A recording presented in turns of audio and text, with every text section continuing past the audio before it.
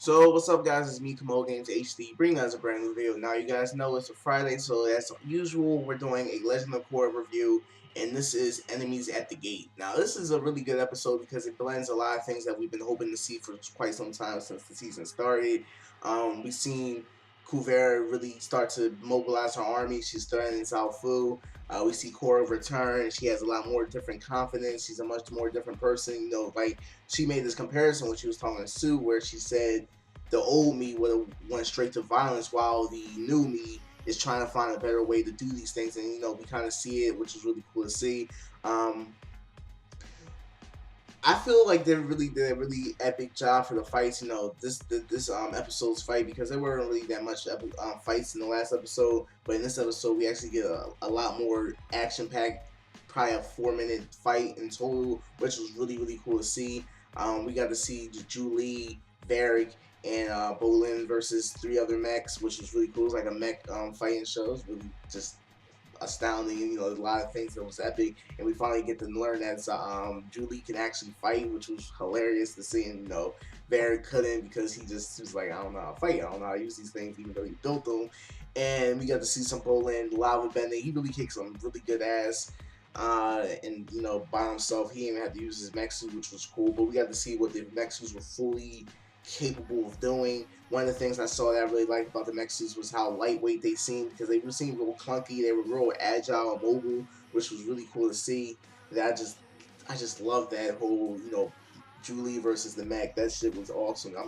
When you guys see the episode, you guys are gonna know what I'm talking about. It's towards the end, but it's really good. There was some really standout comedic parts where it was, you know, Bolin and Julie, not Bolin, Julie, Bolin, Varric, where they were like, God, did you find out that Kuvira is crazy? It was just the funniest scene I ever seen in Avatar. It was just hilarious to see. I was just, damn, it was funny because we all knew she was crazy.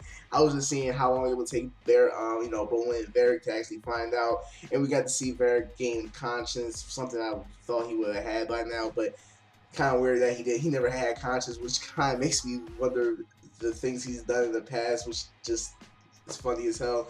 But we also got to see some really cool scenes with damn, I'm trying to think of what was it.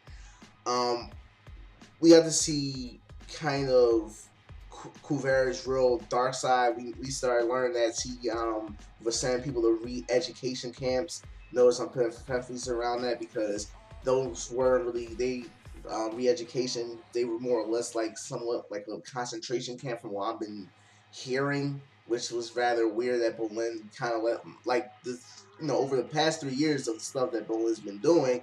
I'm kind of shocked that it took him this long, literally this long, to really realize what type of person Kuvira was, which is really shocking to me personally, because we all know Bolin is not the sharpest out in the toolbox, but he is pretty agile, and he actually can sense some things that are going wrong due to his goodwill nature. Um, but outside of a lot of things, this was a really good episode. We get to see some betrayal. We get to see some really cool espionage that's probably going to be going on. Korra's back. She didn't really play a major role in this besides just talking. She didn't really fight. She did confront Kuvira, but it wasn't really like how we suspected to be. She kind of went with more of a peaceful approach. She's kind of less angry and more mellowed out, and she's willing to talk things through while fighting, as she, you know, usually did back in the past, which I was really happy to see that she's actually changed her ways, which is awesome. But overall, really good episode. Highly suggest you guys check it out, because I was actually surprised on how well they actually were able to do, like, blend a lot of these characters together, show us some backstory while really dragging it out. But yeah, definitely check it out, guys. Please rate and subscribe, and stay tuned for more. And peace.